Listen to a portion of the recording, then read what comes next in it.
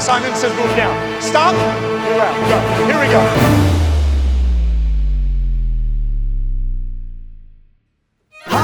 I'm Steve Max. So we think of Simon Says as that silly little game kids used to play, right? This is Steve, our master Simon Says leader. Now, is this just a silly kids game? No, not anymore. And I've taken it to a whole new level. And today, one of these lucky people is going to drive out of here with a car. So you say you're the master.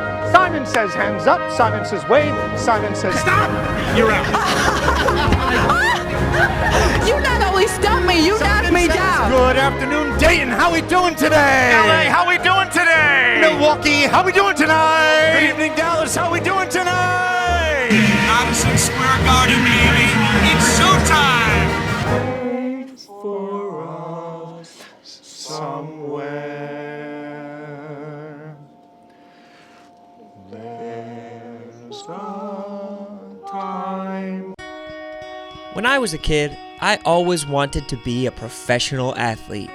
But as life progressed, and I found out my ticket to the genetic lottery wasn't a winning one, I shifted my focus. I still wanted to make it under the lights, but now, as a halftime performer. With unlimited resources and a multi-million-dollar budget, I was able to live out that journey. This is Half the Story. Today we're in Denver. We're about to be shooting one of the last legs of this series. I think it's the working title of it right now is called Half the Story. You know, because it's like half the story, but it's like half, the story. Love that. Do you like that? I told this guy in the hotel lobby about the non-profit documentary I was working on. He's half of the story, and I'm the other half of the story. That's a full story, dude. No, he's half. That's a full story. It's half the story. That's what the whole thing is, So though. if he's half the story and you're half the story, that's a full story. Yeah, but I know, but he didn't know what he was talking about. But I wasn't here to entertain fools. I was here to follow some orders playing the children's game of Simon Says. And my guide to that underworld, the top Simon Says caller in the universe, and lifelong showman, Steve Max. So were you always the Simon Says guy? You said that you've been in the entertainment business for so long. Yeah. How did you, where was the start? Was it always in Simon Says? Started when I was a kid, when I was your age, when I was 15. I was doing magic shows and birthday parties back in New Jersey. And then started doing Simon Says back in '85. And I said, hello, magic, I'm gonna put you over here, juggling, balancing. I'll let the clowns do that. And I'll just focus on being the numero uno, number one, best Simon Says caller in the nation. And that's what he is today. But that title was earned. Steve took a land, air, and sea approach to the entertainment industry, mastering the disciplines of magic, juggling, and shoot. He even took his mystical penny-catching act on David Letterman. Steve Harlech, Mr. Steve Harlech. I like to catch quarters off the back of my arm, individually. So that was more exciting than I thought. Nice job, Steve. Steve quickly realized that catching pennies or doing magic tricks didn't optimize his entertainment potential. If he wanted full crowd engagement, his best option was Simon Says. Why? Because if you have 300 kids sitting in an audience, everyone gets to play. Right. If you're doing a magic trick, one kid comes up to help. Right? So You get a little restless energy out when people get to play Simon Says rather than just be a passive audience. right. Some think of Simon Says as a children's game, but since there are more losers than winners, things can get cutthroat, especially playing against the master, Steve Max. The best thing about Simon Says, in its most basic form, it's a game with one rule. Only do it if I say Simon Says first. And yet people suck because people think they can be a good listener, and yet they're awful. The game Simon Says was first played in ancient Rome, originally called Cicero Dicit Fac Hoc, which translates to Cicero says do this. During that time, disrespect was a capital offense. When you look someone in the eyes, you're being respectful. When you listen, you're being respectful. Some people don't look at me. Some people look at the ground. Rone, is that respectful?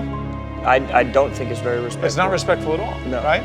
Steve is obsessive about gaining respect from strangers with the need to make everyone bend to his will. And if they don't, they'll pay. When you kick people out, you kind of give them a hard time and tell them how dumb they really are. That's embarrassing. You guys are out, and the 2-year-old kid is still in. You're like the biggest guy here. Everyone can see everything you do. Not only does he pick off his prey ruthlessly, but for that sweet reaction, he'll go to any lengths. I say, Simon Says, put up your right hand, right? These 3 guys put up their right hand. The guy on the end puts up his left hand, but he has no hand. It's just a stump. Place goes nuts. I had witnessed firsthand how Steve Max could pick and choose who he eviscerates. But still, I was curious. What was it like to get executed by the master? Someone had to win. Who's to say it couldn't be me? How can I get involved in tonight's show? I want to be in the game. Is it possible for me to get in the game, or is that not how it works? Is that not how the game works? I might be able to get you in there. I know people. If you could get me in, I just want to see what it's like to be in the game. I want to taste the pressure. Steve and I matriculated into the hotel gym. I asked if we could film his workout. Simon said no. I went for a taste of Colorado at a local Mexican restaurant where I reconnected with the guy from the hotel lobby. Are you nervous? I mean, Simon says don't be nervous. The Native American man was right. I needed confidence. I tried to glean some off of Steve Max on the wintry walk to the arena. You get nervous before shows? No. My pregame ritual is I always go stand in the corner and I listen to the national anthem and the introduction to the players. And by doing that, it gives me a feel for the crowd. And that will tell me if my show's gonna be good or if it's gonna be fantastic. There's only 2 levels here. Steve was confident that we'd see some degree of a fantastic show tonight, but security lady Lynette had different plans. You should let me know. I had no idea about you all coming. So, because normally I would have had credentials for you all. Lynette was blindsided, poor girl. But I needed to get into that arena, or this episode wouldn't make any sense. I called my native friend, who instructed me to ask for his step-cousin, Craig. So tell me again what's happening. Craig's coming down, and they're gonna call you? Okay, got it, thank you. He told me that Craig wouldn't be an easy sell. As head of arena operations, his main job was to keep riffraff like me on the street. I had to plead my case, or my night would be over. So we're here from Barstool. I'm realizing just now that there's a misunderstanding about booking all this. Just then, I thought back on something Steve Max told me earlier that same day. When you look someone in the eyes, you're being respectful. When you listen, you're being respectful. So those 2 things make you an awesome Simon Says player. If I were to earn Craig's trust, I'd have to look him in the eye and lie to him. It's like being a fly on the wall in his life, just like what is it like for Steve Max as he's going through this. There's no like running around, there's nothing, we're not trying to freelance or pull any pranks or anything. This is just a straight up video. All right, we'll discuss it over. Thanks so much, appreciate it. Simon Says, eat my dust. Now, with unlimited access to the arena, we had free reign to make magic. Lynette was now our personal liaison and bodyguard, and Craig even reconnected with his American Indian step-cousin, hooking him up with free tickets to the game. Steve? Yes. I have some gentlemen here that you're familiar with. What a trial and tribulation. Thank you so much, Lynette. We appreciate you helping us out. We finally made it to the green room, where I asked Steve how his prep was going. When we get out of here, what are you going to be doing in here? Like, is it just like a meditative thing, or like, Yeah. Yeah. I'll take some pills. One last glance in the mirror, make sure my hair is standing up at attention. You know, all the important stuff. Steve Max needed to be relaxed, and I'd be damned if I didn't do my part. Simon Says, be relaxed. Enjoy yourself. I didn't say Simon Says. We completed his pregame ritual by Steve maxing out some push-ups and singing West Side Story. All that was left was to check out the players' introductions to gauge the volume of the crowd.